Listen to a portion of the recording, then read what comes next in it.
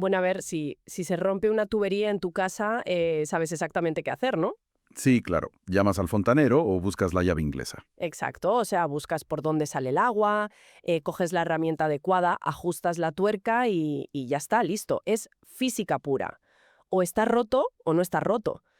Pero cuando un matrimonio se resquebraja o, por ejemplo, cuando la relación con un hijo adolescente se vuelve insostenible, Uf, menudo marrón eso. totalmente.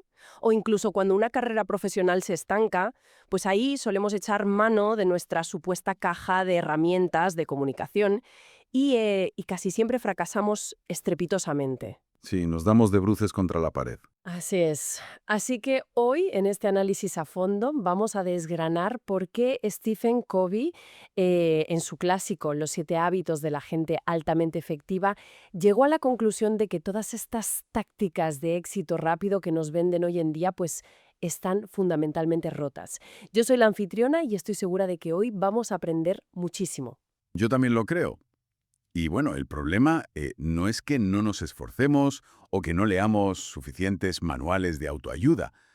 El problema de fondo, y esto es lo que Covey señala también, es que estamos aplicando una mentalidad de mecánico industrial a la biología humana. Claro. Es decir, tratamos las relaciones y el comportamiento como si fueran, no sé, máquinas que se pueden hackear con la técnica correcta. Sí, como si hubiera un botón oculto, ¿sabes? Exacto, un atajo.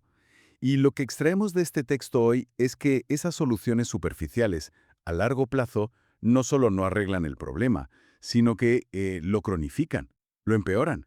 Vale, pues vamos a desglosar esto un poco porque el texto hace una radiografía brutal de cómo ha mutado nuestra idea del éxito a lo largo del tiempo. O sea, Covey se leyó, atención, 200 años de literatura sobre el éxito en Estados Unidos. Madre mía, qué paciencia. Ya te digo, tela, y detectó una fractura histórica muy clara. Durante siglo y medio, más o menos, desde 1776, el éxito era una cuestión de lo que él llama la ética del carácter. Ujú. Cosas fundacionales, digamos, o sea, integridad, humildad, paciencia, esfuerzo, la justicia. Era como que el éxito era la consecuencia natural de quién eras en el fondo, ¿no? Pensemos en Benjamin Franklin, por ejemplo. Claro, el éxito venía de dentro hacia afuera. Pero luego, a ver, llega la industrialización masiva, pasada la Primera Guerra Mundial, y la sociedad cambia por completo. Claro, las ciudades crecen. Exacto. Empezamos a interactuar con miles de extraños en grandes ciudades, en corporaciones enormes. Y ahí es donde se produce el giro hacia la ética de la personalidad. Ajá. De repente, el éxito deja de depender de tu carácter profundo, de tu integridad, y pasa a depender de tu imagen pública, de tus habilidades de relaciones públicas, de mantener una supuesta actitud mental positiva todo el rato. De sonreír y dar la mano fuerte, ¿no? Eso es. En resumen, el éxito se convierte en un repertorio de técnicas, un escaparate. Ya. Pero, a ver, me vas a permitir que te cuestiones tu momento, porque entiendo el ideal romántico este de Benjamin Franklin y la humildad y todo eso, pero ¿de verdad la ética del carácter sobrevive en la cultura corporativa de hoy en día? Bueno, O sea, seamos sinceros, hoy en día muchas veces el que hace más ruido, el que domina el postureo corporativo, las tácticas de persuasión en LinkedIn o donde sea, sí, es el que se lleva el ascenso. tristemente sí. Entonces, ¿no nos está pidiendo Kobe que juguemos, no sé, con las reglas del siglo XVIII en pleno siglo XXI? A ver, es una duda muy válida. Y te diré que es exactamente la trampa en la que caemos todos. Vale, Lo fascinante aquí no es que la personalidad o las técnicas de comunicación sean inútiles por sí mismas. O sea, el texto reconoce que tienen su lugar, claro que sí. no está diciendo que seamos unos ermitaños antisociales. Exacto. El error crítico, el fallo del sistema, es creer que esas técnicas pueden sustituir al carácter. Si tú aplicas técnicas de persuasión sin una base real de integridad, el cerebro de la otra persona, a un nivel subconsciente, detecta la disonancia. Ostras, claro. Lo percibe como manipulación. Huele el engaño, por así decirlo. Y el texto utiliza una analogía biológica que lo explica perfectamente, que es la ley de la cosecha en la agricultura. Ah, sí, esa es la parte donde desmiente por completo lo del hackeo del sistema, ¿verdad? Totalmente. porque es como si hubiéramos decidido que para tratar una enfermedad crónica gravísima lo mejor es usar tiritas y, no sé, aspirinas sociales. Esa es la metáfora perfecta. A ver, en la escuela, o incluso en algunos trabajos, puedes salir del paso estudiando la noche anterior. Buah, yo misma he hecho eso en la universidad 1000 veces. Empollar la noche antes. Claro, todos lo hemos hecho. O usando tu encanto en una reunión para salir del paso. Puedes fingir, pero en una granja, amigo mío, la biología no negocia. No le puedes sonreír a una semilla para que crezca. Exacto. No puedes escaquearte de sembrar en primavera, luego pasarte todo el verano de brazos cruzados en la playa y en otoño decir, bueno, venga, voy a trabajar 80 horas a la semana con una actitud súper positiva para recoger la cosecha. Claro, no hay cosecha que recoger. El sistema natural tiene un orden inalterable. Y lo que dice Covey es que en las relaciones humanas a largo plazo ocurre exactamente igual. Es que la duplicidad tiene las patas muy cortas, ¿no? Muy cortas. Si en el fondo no confío en ti, no me importa cuántas técnicas de escucha activa te hayas aprendido de un manual de recursos humanos. Si te inclinas hacia adelante, si asientes, Si me miras a los ojos fijamente. todo eso da igual. Mi lenguaje corporal o tus microexpresiones más bien van a delatar tu verdadero carácter. Hay una cita de Emerson que me encanta y que el texto cita magistralmente, que dice algo así como, lo que eres me grita tan fuerte en los oídos que no puedo oír lo que me dices. Es brutal esa cita.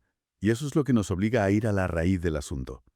Si afinar mis habilidades de comunicación es solo poner una tirita sobre una fractura abierta, la pregunta es, ¿cuál es el hueso que realmente necesitamos soldar? Claro, ¿dónde operamos? Pues la respuesta reside en nuestra estructura cognitiva, en lo que Covey llama nuestros paradigmas. Los famosos paradigmas. Sí, que básicamente son los mapas a través de los cuales decodificamos la realidad. Vale, pero aquí me cuesta comprar la idea al 100%. O sea, haz de abogado del diablo conmigo un momento. Dispara. Hoy en día nos bombardean constantemente con la cultura del hustle, ¿no? Sí. Del esfuerzo bruto, de manifestar tus objetivos.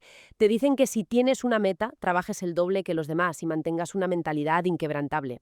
Entonces, si le echo 80 horas a la semana a un proyecto y tengo una actitud absolutamente arrolladora, ¿no fuerzo el éxito de alguna manera, aunque mi plan inicial, o sea, mi mapa, no sea perfecto? Pues la psicología cognitiva nos demuestra que no. Y el texto lo ilustra con un ejemplo demoledor que a mí me dejó pensando muchísimo. Imagina que tienes que llegar a una dirección muy concreta en el centro de Chicago. Vale, me ubico en Chicago. Tienes un plano de papel en las manos y te pones a caminar, pero resulta que hay un error de imprenta fatal. Te han dado un mapa de Detroit que tiene la palabra Chicago escrita en la portada, Ostras, menudo marrón. Estás perdidísimo. literalmente. Ahora, aplica esa cultura del hustle de la que hablabas. Si incrementas tu diligencia, si corres el doble de rápido por las calles, ¿qué pasa? Pues que llegas al sitio equivocado mucho más rápido. Exactamente. Lo único que consigues es llegar al lugar equivocado a una velocidad récord. Y si dices, venga, voy a aplicar mi actitud mental súper positiva, pues no te importará estar perdido. Serás un viajero muy feliz, pero seguirás sin llegar a tu destino. Claro, estás contento, pero en la ciudad equivocada. Eso es. El mecanismo del fracaso aquí no tiene absolutamente nada que ver con tu actitud o tu ética de trabajo. El problema estructural es que el mapa no corresponde al territorio.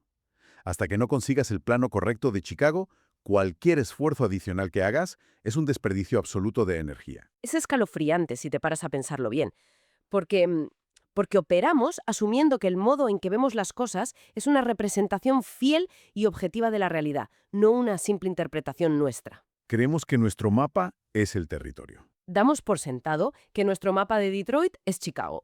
Y para demostrar cómo se forjan estos mapas falsos, el texto menciona un experimento visual, un clásico de la Harvard Business School, que explica muy bien cómo nos condicionan neurológicamente. Y ojo, no hablamos de años de condicionamiento, hablamos de segundos. Sí, es un ejercicio brillante sobre la ceguera cognitiva. ¿Qué ocurre exactamente en esa clase? Cuéntanos. Pues a ver, el profesor divide a los alumnos en dos grupos, ¿vale? Al primer grupo le muestra durante solo 10 segundos, ojo, 10 segundos, la imagen de una joven muy elegante de unos 25 años, lleva como un collar, un abrigo así bonito. Vale, Y el segundo grupo le muestra también por 10 breves segundos el dibujo de una anciana, una señora con aspecto triste, con una nariz enorme, un chal oscuro. Dos imágenes totalmente diferentes. Totalmente. Y luego, el profesor proyecta en la pantalla principal una imagen combinada. Es una ilusión óptica que tiene los trazos de ambas mujeres mezclados y les pide a todos los alumnos que describan lo que ven ahora mismo en la pantalla. Y aquí es donde la neurociencia nos da una bofetada de humildad, la verdad. Porque lo lógico sería pensar que, al ver la imagen combinada, la gente diría, ah, vale, veo que puede ser ambas cosas. No, es un truco. Pues para nada. Lo que pasa es, para quedarse a cuadros, el cerebro de los que vieron primero a la joven bloquea literalmente la información que no cuadra con su visión previa y defienden a muerte que en la pantalla hay una chica preciosa. Se niegan a ver a la anciana. La clase uno dice, oye, estás ciego, si se le ve un collar finísimo. Y el otro le replica, ¿qué collar? Si esa es la boca de una anciana sin dientes. Y están mirando, o sea, literalmente los mismos píxeles, la misma luz proyectada en la pared. Pero su cerebro ha anclado la realidad basándose en esos 10 segundos de exposición previa. Lo que está operando ahí es el sesgo de confirmación, a nivel puro y duro. A ver, el cerebro humano necesita atajos para no sobrecargarse de información, así que crea un paradigma rápido y desecha inmediatamente cualquier dato visual que lo contradiga. Ostras. Si 10 míseros segundos de exposición pueden reprogramar tu córtex visual hasta el punto de hacerte discutir acaloradamente con un compañero que está a tu lado, imagínate el condicionamiento de décadas. Madre mía, es que dan miedo. Tu familia, el colegio al que fuiste, la cultura del país en el que vives. ¿Todo? Todo eso crea unas lentes invisibles que llevas puestas. Crees que estás evaluando a tu pareja, a tu jefe, o no sé, a la economía de forma totalmente objetiva, pero en realidad solo estás leyendo el mapa condicionado que te han implantado desde pequeño. Entonces, a ver, la pregunta del millón es, si nuestros mapas están grabados a fuego en nuestras vías neuronales y ni siquiera somos conscientes de que los llevamos puestos la mayoría del tiempo, ¿cómo demonios nos los quitamos? Esa es la clave. O sea, ¿cómo pasamos de ver a la anciana a ver a la joven en la vida real? Pues requiere lo que el filósofo Thomas Kuhn bautizó como un cambio de paradigma. Y ojo, no es una mejora gradual ni un pequeño ajuste de actitud, no. Es una ruptura. Un antes y un después. Exacto. Es una experiencia de revelación donde, de pronto, un dato nuevo destroza por completo tu mapa anterior y te obliga, casi sin quererlo, a ver el territorio desde una dimensión completamente distinta. Y aquí es donde se pone realmente interesante, porque Covey narra una experiencia personal en el metro de Nueva York que pone los pelos de punta, de verdad, y explica este mecanismo a la perfección. Sí, esa historia es impactante. O sea, imaginaos, es domingo por la mañana, un vagón de metro súper silencioso, la gente leyendo el periódico, descansando, un escenario muy tranquilo. Y de repente entran un hombre y sus hijos, y los niños son, bueno, un huracán de caos. Un terremoto total. Gritan, tiran cosas, le quitan el periódico a la gente, molestan a todos los pasajeros. Un desastre absoluto. Una situación que dispararía la respuesta de estrés de cualquiera que estuviera allí intentando estar tranquilo. Exacto, es súper molesto. Y el padre se sienta justo al lado de Kobe, cierra los ojos y no hace absolutamente nada por frenarlos. Kobe cuenta cómo, claro, su sangre empezaba a hervir. Su paradigma, en ese momento, su mapa, era clarísimo. Este tipo es un negligente, un padre irresponsable que no sabe educar a sus hijos y le da exactamente igual molestar al resto del mundo. Lógico pensarlo, claro. Sí, todos lo pensaríamos. Finalmente, Kobe se gira y, bueno, intentando sonar civilizado, pero con muchísima pasivo-agresividad, le pide al hombre que controle a sus hijos, por favor. Y la respuesta de ese hombre es lo que desencadena ese cambio estructural, ese terremoto en el cerebro de Kobe. El hombre abre los ojos, como parpadeando, como si volviera a la realidad de golpe, y le dice con una voz súper apagada: «Oh, tiene razón. Supongo que tendría que hacer algo. Es que acabamos de salir del hospital. Su madre ha muerto hace una hora. No sé qué pensar. Y supongo que ellos tampoco saben cómo reaccionar». ¡Wow!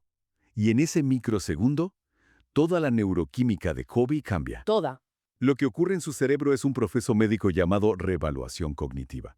En el instante exacto en que recibe ese dato nuevo, la muerte de la madre, su amígdala, que estaba enviando señales de alerta, de ira, de amenaza, se apaga casi instantáneamente, Es como si le dieran a un interruptor.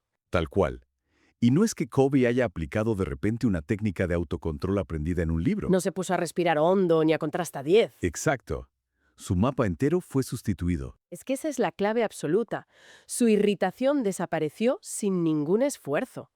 O sea, pasó de querer cantarle las 40 a ese hombre a sentir una compasión abrumadora y unas ganas tremendas de ayudarle.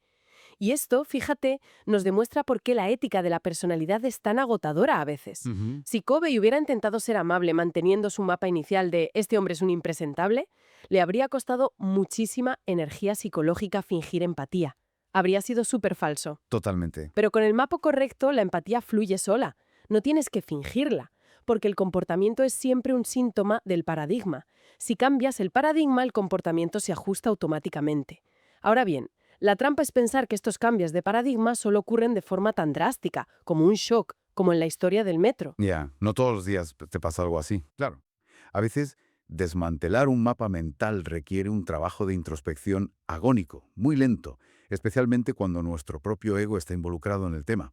Sí, como les pasó al propio Kobe y a su mujer con uno de sus hijos, ¿no? Eso es. Que es una historia, bueno, muy de entorno escolar americano con el tema del béisbol, pero que de verdad se aplica a cualquier familia en cualquier lugar. Resulta que el chaval iba fatal en el colegio, Si sacaban malas notas. malas notas, y físicamente pues era un poco torpe en el béisbol, bateaba al aire y los otros niños, claro, se reían de él.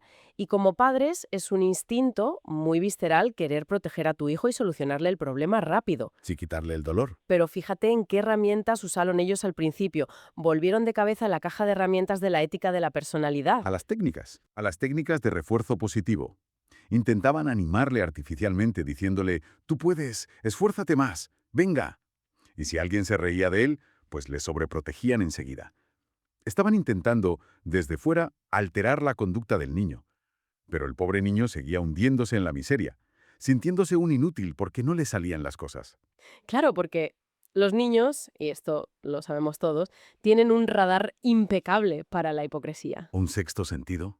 O sea, Kobe y su mujer tuvieron que hacer un examen de conciencia brutal. Se dieron cuenta de que, en secreto, el paradigma que tenían grabado a fuego sobre su hijo era nuestro hijo es inadecuado. Está un escalón por debajo de los demás y necesita que nosotros le salvemos. Ese era su mapa real. Su mapa real. Entonces, por más que le dijeran cosas positivas y frases motivacionales, el metamensaje, lo que realmente le llegaba al chaval era, no eres capaz por ti mismo. Necesitas ayuda constante. Y esto introduce una premisa fundamental del texto, que es el ser es ver. El ser es ver. Wow. Lo que Kobe y su esposa veían en su hijo estaba totalmente condicionado por lo que ellos mismos eran en ese momento. Tuvieron que enfrentarse a una realidad muy incómoda. Se dieron cuenta de que estaban utilizando a su hijo para alimentar su propio ego como padres. Jolines, qué duro admitir eso, ¿eh? Muchísimo. Querían que el chico fuera un atleta fantástico o un estudiante brillante, pero para ellos sentirse validados frente a sus vecinos como padres de éxito. El espejo social les estaba dictando el mapa. Qué fuerte. Tuvieron que cambiar ellos primero. O sea, tuvieron que destruir ese paradigma del éxito social, de lo que dirán los demás, y empezar a ver a su hijo como un individuo independiente, con su propio ritmo, con su propia dignidad, al margen de si le daba bien a la pelota de béisbol o no. Esto dejó de importar. Y cuando de verdad relajaron esa presión interna y dejaron de intentar arreglarlo constantemente, el chaval, fíjate, empezó a respirar. Meses después, por su propia cuenta, empezó a florecer a todos los niveles. Mejoró en los estudios, mejoró en el deporte. Pero el crecimiento del hijo fue la consecuencia, no la causa. Exacto. La causa fue que los padres cambiaron su mapa. Y si conectamos esto con el panorama general, nos topamos con un dilema importante. Hemos establecido que vemos el mundo a través de mapas subjetivos y condicionados. Vale. Sí, Pero esto plantea una pregunta. ¿Significa esto que todo es relativo? Que en las relaciones humanas no hay más que opiniones y que, bueno, ninguna es mejor que otra. todo vale, ¿no? Claro, pues el texto defiende que no. Afirma categóricamente que existe una realidad objetiva, un territorio inalterable. Las leyes naturales en la dimensión humana son tan reales como, no sé, la ley de la gravedad en la física, y Covey las llama principios. Y para que nadie se confunda con este concepto de los principios, la anécdota del acorazado me parece simplemente perfecta. Es buenísima. Resulta que está publicada en una revista naval de verdad. Es de noche, hay una niebla súper cerrada y hay un acorazado de la Marina de maniobras. El vigía detecta una luz a lo lejos que indica rumbo de colisión directa. Entonces el capitán manda una señal luminosa rápida. Cambie su rumbo 20 grados. Y la respuesta asoma por la niebla y dice: aconsejamos que ustedes cambien su rumbo 20 grados. Claro, el capitán con el ego herido y tirando de galones porque él es el que manda, responde: «Soy capitán, cambie su rumbo 20 grados». A lo que la misteriosa luz le responde: «Soy marinero de segunda clase. Mejor cambia usted su rumbo». Y aquí el capitán, ya enfurecido, perdido, lanza su amenaza final, sacando todo el peso de su posición jerárquica. Soy un acorazado, cambie su rumbo. Y la luz responde tranquilamente: «Yo soy un faro». Jaque mate. Yo soy un faro, es brutal. Y evidentemente, claro, el acorazado no tuvo más remedio que cambiar el rumbo. Me parece fascinante porque esos faros son los principios de los que habla Covey. Ujú. Hablamos de la honestidad, la equidad, el respeto a la dignidad humana. Son inquebrantables. Tú no rompes los principios, es que te rompes tú mismo contra ellos si decides ignorarlos. Y aquí es vital hacer una distinción clínica, porque a menudo se confunden estos términos. Y la verdad es que es peligroso. Los principios no son valores. Exacto, ahí quería llegar yo, porque a veces decimos, uy, esta persona tiene unos valores muy fuertes, como si eso fuera automáticamente una garantía de bondad. Claro, y no lo es. No lo No es. lo es. Porque una banda de crimen organizado, por ejemplo, tiene unos valores muy férreos. Valoran el silencio, la omertad, la lealtad absoluta al jefe, el dinero rápido. Son valores clarísimos para ellos. Sus valores son fortísimos, pero operan violando los principios fundamentales de la sociedad, como el respeto a la vida humana. Así es. Los valores son tu mapa interno y pueden estar distorsionados. Los principios son el territorio, son el faro. Y la efectividad real de una persona solo ocurre cuando logras ajustar tus valores subjetivos a los principios objetivos. Y fíjate, de todos esos principios faro, hay uno contra el que nos estrellamos constantemente en la sociedad actual. Y es el principio del proceso. Uf, ese nos cuesta muchísimo. Nos cuesta la vida. En el mundo físico lo aceptamos sin problema. Nadie espera sentarse frente a un piano por primera vez en su vida y ponerse a tocar a Mozart perfectamente. Entendemos que hay que aprender las notas, practicar las escalas durante horas, frustrarse y repetir. Sudar la gota gorda. El proceso físico es ineludible. Pero en cambio, con nuestro carácter y con nuestras emociones, somos tremendamente impacientes. Queremos el atajo. Sí. Creemos que podemos, no sé, leernos un hilo en Internet sobre liderazgo y al día siguiente, ¡puf!, convertirnos en un líder inspirador. O leernos un artículo sobre relaciones y convertirnos en una pareja súper sana y libre de celos. Intentamos saltarnos todas las escalas del desarrollo emocional. Y cuando forzamos ese atajo, el resultado es casi siempre catastrófico. Hay etapas de desarrollo cognitivo y emocional que simplemente no se pueden puentear. Claro. Un niño tiene que gatear antes de poder caminar. No hay otra. El texto pone un ejemplo personal de Covey que ilustra perfectamente la inmensa presión psicológica que a veces nos lleva a intentar violar este principio del proceso. Sí, la historia de su hija Linda. Es que es una historia que cualquier padre o madre reconocerá al instante como un marrón absoluto en público. Tierra trágame total. Tal cual. Resulta que Linda está cumpliendo 3 años, ¿vale? Kobe entra en casa y se encuentra a su hija en medio del salón, rodeada de otros niños invitados a la fiesta, pero ella está acaparando todos sus regalos nuevos. Míos, míos. Se niega en rotundo a dejar que nadie toque ni uno solo de sus juguetes. Y claro, el contexto aquí es importantísimo. Kobe en ese momento se ganaba la vida dando clases en la universidad sobre precisamente relaciones humanas. Ah, claro. La ironía es fantástica. Todos los padres de los otros niños estaban allí de pie, observando a ver cómo el gran experto lidiaba con su hija que estaba siendo a sus ojos egoísta. La presión del espejo social en su máxima expresión. El mapa de Kobe en ese preciso momento no estaba centrado en el desarrollo emocional de su hija de 3 años. Estaba centrado en su propia reputación ante los otros adultos presentes. Qué vergüenza estoy pasando, ¿no? Exacto. Y ahí es cuando saca toda la alquillería pesada de la ética, de la personalidad. Intenta saltarse el proceso natural de la niña usando tácticas de manipulación de manual. Primero, la petición diplomática. Linda cielo, comparte los juguetes con tus amiguitos. Y la niña que no y que no gritando. Claro. Pasa a la lógica pura. Mira, Linda, si compartes ahora tus juguetes, luego ellos compartirán los suyos contigo. La niña ni se inmuta. Sube la apuesta con el soborno. Te doy un caramelo o un premio si compartes. Nada, muro de piedra. Pasa a la intimidación. Vas a tener problemas muy serios si no lo haces. ¡Ostras! Y al final, ya agotadas todas las tácticas y muerto de vergüenza, recurre a la tiranía pura y dura. Le arranca los juguetes de las manos por la fuerza a la niña y se los reparte él mismo a los otros niños. Y la disección psicológica que hace Kobe de ¿por qué hacemos esto? Me parece reveladora. Porque él admite, años después, que usó la fuerza física porque él mismo en ese momento tenía una debilidad emocional muy profunda. Ujú. Era incapaz de soportar la incomodidad de que otros padres le juzgaran y pensaran que era un mal educador. Cuando no tienes la madurez interna para lidiar con una situación, ¿qué haces? Pides prestada la fuerza de tu posición. Soy tu padre, soy más grande que tú y te obligo. Pero ese uso del poder autoritario genera muchísima debilidad en todas partes. Te debilita a ti, porque dependes del control físico y del miedo.